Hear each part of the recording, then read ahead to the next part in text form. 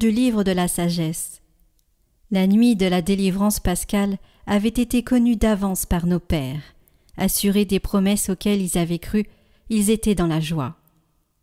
Et ton peuple accueillit à la fois le salut des justes et la ruine de leurs ennemis. En même temps que tu frappais nos adversaires, tu nous appelais à la gloire. Dans le secret de leur maison, les fidèles descendants des justes offraient un sacrifice. Et ils consacrèrent d'un commun accord cette loi divine, que les saints partageraient aussi bien le meilleur que le pire, et déjà ils entonnaient les chants de louange des pères.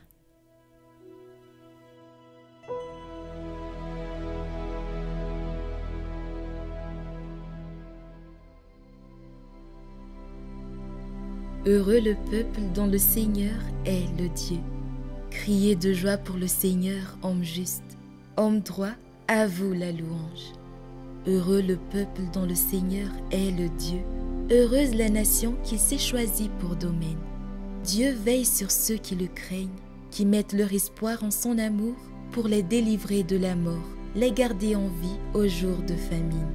Nous attendons notre vie du Seigneur. Il est pour nous un appui, un bouclier. Que ton amour, Seigneur, soit sur nous, comme notre espoir est en toi.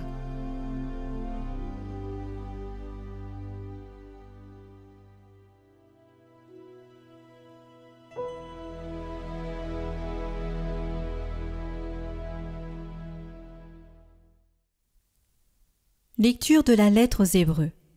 Frères, la foi est une façon de posséder ce que l'on espère, un moyen de connaître des réalités qu'on ne voit pas. Et quand l'Écriture rend témoignage aux anciens, c'est à cause de leur foi. Grâce à la foi, Abraham obéit à l'appel de Dieu. Il partit vers un pays qu'il devait recevoir en héritage, et il partit sans savoir où il allait. Grâce à la foi, il vint séjourner en immigré dans la terre promise. Comme en terre étrangère, il vivait sous la tente, ainsi qu'Isaac et Jacob, héritiers de la même promesse. Car il attendait la ville qui aurait de vraies fondations, la ville dont Dieu lui-même est le bâtisseur et l'architecte. Grâce à la foi, Sarah, elle aussi, malgré son âge, fut rendue capable d'être à l'origine d'une descendance parce qu'elle pensait que Dieu est fidèle à ses promesses. C'est pourquoi, d'un seul homme, déjà marqué par la mort, a pu naître une descendance aussi nombreuse que les étoiles du ciel et que le sable au bord de la mer, une multitude innombrable. C'est dans la foi, sans avoir connu la réalisation des promesses, qu'ils sont tous morts. Mais ils l'avaient vu et salué de loin, affirmant que sur la terre, ils étaient des étrangers et des voyageurs. Or, parler ainsi, c'est montrer clairement qu'on est à la recherche d'une patrie. S'ils avaient songé à celle qu'ils avaient quittée, ils auraient eu la possibilité d'y revenir. En effet, ils aspiraient à une patrie meilleure, celle des cieux. Aussi Dieu n'a pas honte d'être appelé leur Dieu, puisqu'il leur a préparé une ville. Grâce à la foi, quand il fut soumis à l'épreuve, Abraham offrit Isaac en sacrifice. Et il offrait le fils unique, alors qu'il avait reçu les promesses et entendu cette parole. C'est par Isaac qu'une descendance portera ton nom. Il pensait en effet que Dieu est capable même de ressusciter les morts. C'est pourquoi son fils lui fut rendu. Il y a là une préfiguration.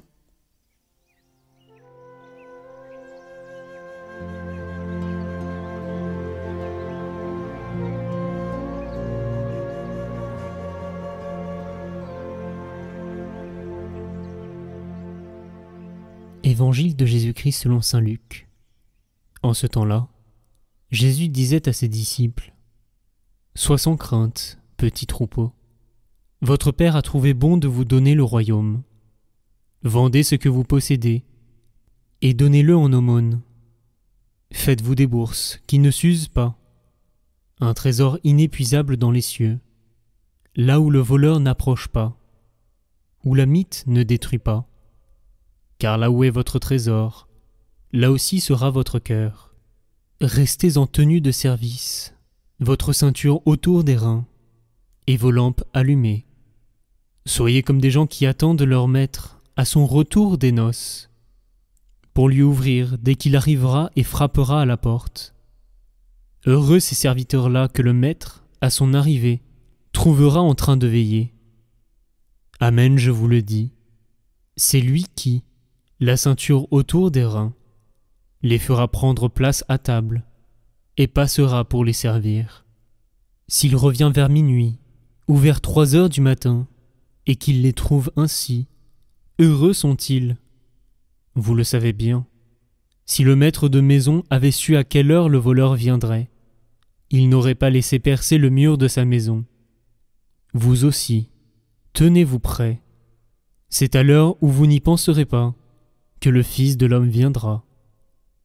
Pierre dit alors, « Seigneur, est-ce pour nous que tu dis cette parabole, ou bien pour tous ?» Le Seigneur répondit, « Que dire de l'intendant fidèle et sensé, à qui le maître confiera la charge de son personnel, pour distribuer, en temps voulu, la ration de nourriture. Heureux ce serviteur, que son maître, en arrivant, trouvera en train d'agir ainsi. Vraiment, je vous le déclare, il l'établira sur tous ses biens. Mais si le serviteur se dit en lui-même, « Mon maître tarde à venir », et s'il se met à frapper les serviteurs et les servantes, à manger, à boire et à s'enivrer, alors quand le maître viendra, le jour où son serviteur ne s'y attend pas, et à l'heure qu'il ne connaît pas, il l'écartera et lui fera partager le sort des infidèles. Le serviteur qui, connaissant la volonté de son maître, n'a rien préparé et n'a pas accompli cette volonté, recevra un grand nombre de coups. Mais celui qui ne la connaissait pas, et qui a mérité des coups pour sa conduite, celui-là n'en recevra qu'un petit nombre. À qui l'on a beaucoup donné, on demandera beaucoup. À qui l'on a beaucoup confié, on réclamera davantage.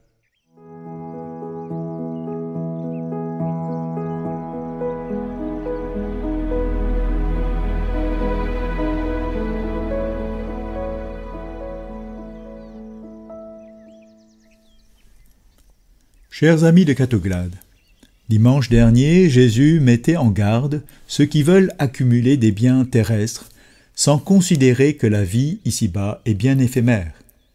Tout dans ce monde passe, notre vie elle aussi passera lorsque le Seigneur viendra dans sa gloire.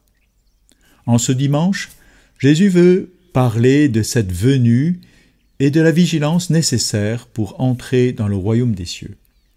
Restez en tenue de service, votre ceinture autour des reins et vos lampes allumées.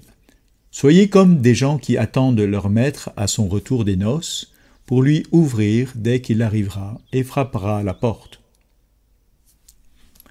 Lorsqu'on parle de la venue du Seigneur, on pense d'abord à tous les catastrophes, les cataclysmes, les malheurs qui frapperont la terre parce que, effectivement, certains passages de l'Évangile en parle ainsi. Le chapitre 13 de saint Marc est fait de la même veine. Il ne restera pas pierre sur pierre du temple de Jérusalem. Il y aura des guerres et des soulèvements, sans compter les persécutions. L'abomination de la désolation s'installera partout. Il y aura de la détresse, telle qu'il n'y en a pas eu depuis la fondation du monde.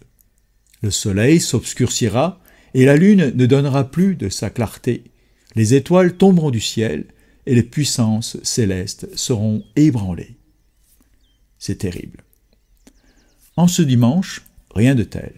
Mais il s'agit d'un retour des noces du Maître qui attend de ses serviteurs qu'ils lui ouvrent la porte et qu'ils soient vigilants à accomplir leur devoir.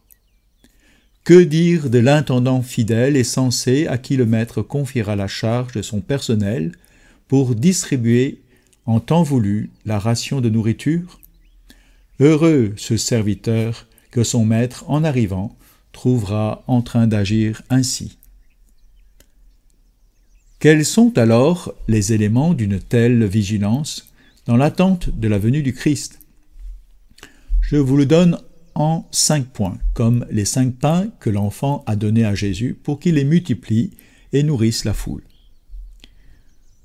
Le premier point, La vigilance du cœur. Être attentif à la présence de Dieu dans le quotidien. Il est vain d'attendre le Seigneur qui viendra à la fin des temps si nous ne sommes pas capables de discerner sa présence dans le quotidien de notre vie. Garder cette vigilance, de cette présence dans les sacrements, dans les personnes que nous rencontrons, dans les événements qui constituent notre quotidien. Garder le cœur libre, sobre, prêt à écouter et à discerner sans nous livrer à l'ivresse, à des passions de ce monde. Se tenir en tenue de service, c'est-à-dire être disponible et ouvert à la volonté du Seigneur qui nous demande d'abord d'accomplir notre devoir d'État au cœur du monde. Deuxième point, la foi vivante. Croire fermement que le Seigneur est fidèle dans ses promesses, comme pour Abraham et Sarah, et qu'il nous donne au-delà de nos espoirs. Mais la foi implique une marche qui, parfois, traverse des déserts et des épreuves. C'est par notre persévérance que nous gagnerons ce ciel.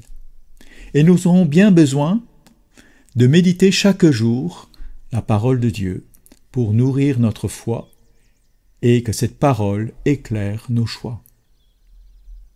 Troisième point, l'espérance active. Attendre non pas par résignation, mais avec confiance et joie. Nous rappeler que le royaume est déjà en germe dans nos vies et qu'il se manifestera pleinement à la venue du Christ. Et qu'en chaque Eucharistie, Jésus, pour nous nourrir du pain de son corps, pour notre route ici-bas. En communion, nous recevons par anticipation un avant-goût du ciel qui nourrit notre désir. Viens Seigneur Jésus. Ainsi nous vivons sur terre comme des pèlerins, sans s'attacher excessivement aux biens passagers, en cherchant une patrie meilleure, celle des cieux. Quatrième point, la charité concrète. Puisque le ciel est de vivre dans l'amour de Dieu en plénitude, dès à présent, pour que les trésors de Dieu que Dieu nous a confiés puissent porter du fruit, il nous faut partager, donner, se tourner vers les plus pauvres qui nous accueilleront un jour auprès du Père. Vendre ses biens et donner en aumône, faire de sa vie un don, voir le visage du Christ dans nos frères et sœurs et servir sans attendre de retour. Cinquième point, la prière fidèle. Cette prière qui doit animer tous les points précédents. Maintenir une relation constante avec Dieu par la prière personnelle et par la prière communautaire. La prière nourrit la vigilance et garde le cœur orienté vers l'essentiel et vers Dieu. Elle nous garde éveillés et nous rend disponibles à l'Esprit Saint. Alors mes chers amis, prions, afin que notre cœur désire, Dieu puisse le réaliser par les dons de l'Esprit Saint. Seigneur, nous sommes si attachés aux biens de la terre, et nous ne sommes pas toujours disposés à nous en détacher pour mieux chercher les biens du royaume. Réalise en nous, Seigneur, ce que tu nous as promis, afin que nous soyons vraiment des enfants du Père, désirant accomplir sa volonté en attendant que son règne vienne. Rends-nous vigilants dans cette attente, à être bien actifs dans l'amour des plus pauvres, en mettant en œuvre les dons et les talents que tu nous as confiés. Que la Vierge Marie, en son Assomption, nous attire vers le ciel. Amen.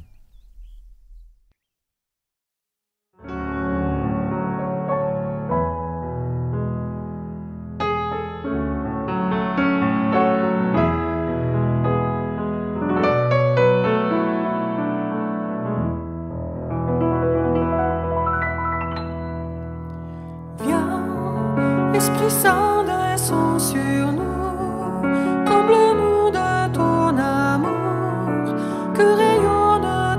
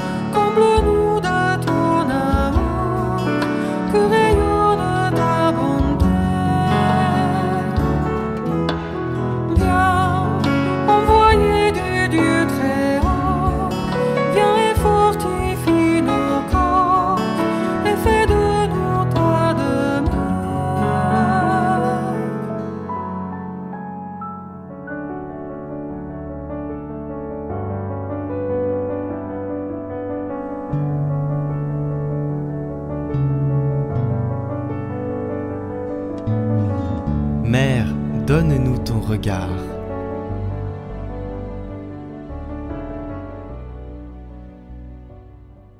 Au nom du Père, du Fils et du Saint-Esprit. Amen. 5e jour. L'écoute de la parole. L'écoute est une autre caractéristique propre à Notre-Dame dans son long chemin de silence au cours duquel elle accompagne l'œuvre missionnaire de son Fils. Saint Luc nous présente Marie attentive à la parole de Dieu et en fait un modèle de la foi qui établit la vraie parenté avec le Christ. Ma mère et mes frères, ce sont ceux qui écoutent la parole de Dieu et la mettent en pratique. C'est la source de la béatitude, du bonheur de ceux qui écoutent la parole de Dieu et y répondent humblement par un simple oui.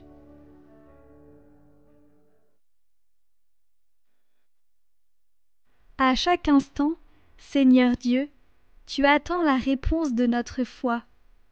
Accorde-nous de laisser fructifier la parole qui a pris chair de la Vierge Marie, Jésus, le Christ, notre Seigneur qui vit pour les siècles des siècles.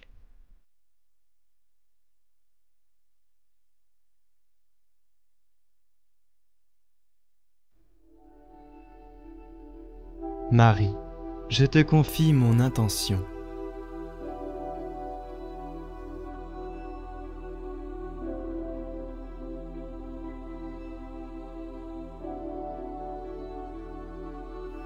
Je te confie aussi la prière de mes frères et sœurs qui te prient à mes côtés avec cette neuvaine.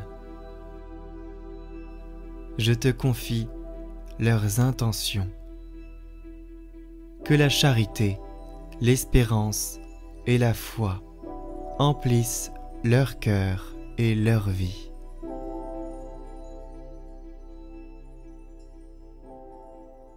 Je vous salue Marie, pleine de grâce, le Seigneur est avec vous. Vous êtes bénie entre toutes les femmes, et Jésus, le fruit de vos entrailles, est béni.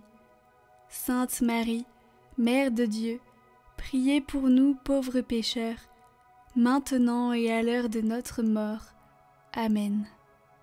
Je vous salue Marie, pleine de grâce, le Seigneur est avec vous. Vous êtes bénie entre toutes les femmes, et Jésus, le fruit de vos entrailles, est béni. Sainte Marie, Mère de Dieu, priez pour nous pauvres pécheurs, maintenant et à l'heure de notre mort. Amen. Je vous salue Marie, pleine de grâce, le Seigneur est avec vous. Vous êtes bénie entre toutes les femmes, et Jésus, le fruit de vos entrailles, est béni. Sainte Marie, Mère de Dieu, priez pour nous pauvres pécheurs, maintenant et à l'heure de notre mort. Amen. Je vous salue Marie, pleine de grâce, le Seigneur est avec vous. Vous êtes bénie entre toutes les femmes, et Jésus, le fruit de vos entrailles, est béni. Sainte Marie, Mère de Dieu, priez pour nous pauvres pécheurs, maintenant et à l'heure de notre mort. Amen. Je vous salue Marie, pleine de grâce, le Seigneur est avec vous. Vous êtes bénie entre toutes les femmes, et Jésus, le fruit de vos entrailles, est béni. Sainte Marie, Mère de Dieu, priez pour nous pauvres pécheurs, maintenant et à l'heure de notre mort. Amen. Je vous salue Marie, pleine de grâce, le Seigneur est avec vous. Vous êtes bénie entre toutes les femmes, et Jésus, le fruit de vos entrailles, est béni.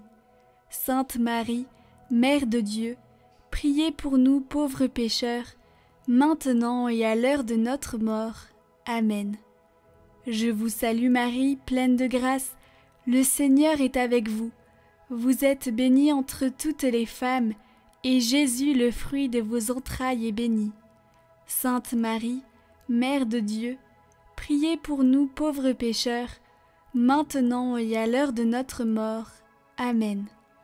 Je vous salue Marie, pleine de grâce, le Seigneur est avec vous. Vous êtes bénie entre toutes les femmes, et Jésus, le fruit de vos entrailles, est béni. Sainte Marie, Mère de Dieu, priez pour nous pauvres pécheurs, maintenant et à l'heure de notre mort. Amen. Je vous salue Marie, pleine de grâce, le Seigneur est avec vous. Vous êtes bénie entre toutes les femmes, et Jésus, le fruit de vos entrailles, est béni. Sainte Marie, Mère de Dieu, priez pour nous pauvres pécheurs, maintenant et à l'heure de notre mort. Amen. Je vous salue Marie, pleine de grâce, le Seigneur est avec vous. Vous êtes bénie entre toutes les femmes, et Jésus, le fruit de vos entrailles, est béni. Sainte Marie, Mère de Dieu, priez pour nous pauvres pécheurs, maintenant et à l'heure de notre mort. Amen. Gloire au Père et au Fils et au Saint-Esprit, comme il était au commencement, maintenant et pour les siècles des siècles. Amen. Prions pour toutes les intentions déposées en commentaire cette semaine. Notre Père qui es aux cieux, que votre nom soit sanctifié, que votre règne vienne, que votre volonté soit faite sur la terre comme au ciel. Donnez-nous aujourd'hui notre pain de ce jour. Pardonnez-nous nos offenses, comme nous pardonnons aussi à ceux qui nous ont offensés. Et ne nous laissez pas entrer en tentation, mais délivrez-nous du mal. Amen. Je vous salue Marie, pleine de grâce, le Seigneur est avec vous. Vous êtes bénie entre toutes les femmes, et Jésus, le fruit de vos entrailles, est béni. Sainte Marie, Mère de Dieu, priez pour nous pauvres pécheurs, maintenant et à l'heure de notre mort. Amen. Gloire au Père et au Fils et au Saint-Esprit, comme il était au commencement, maintenant et pour les siècles des siècles. Amen.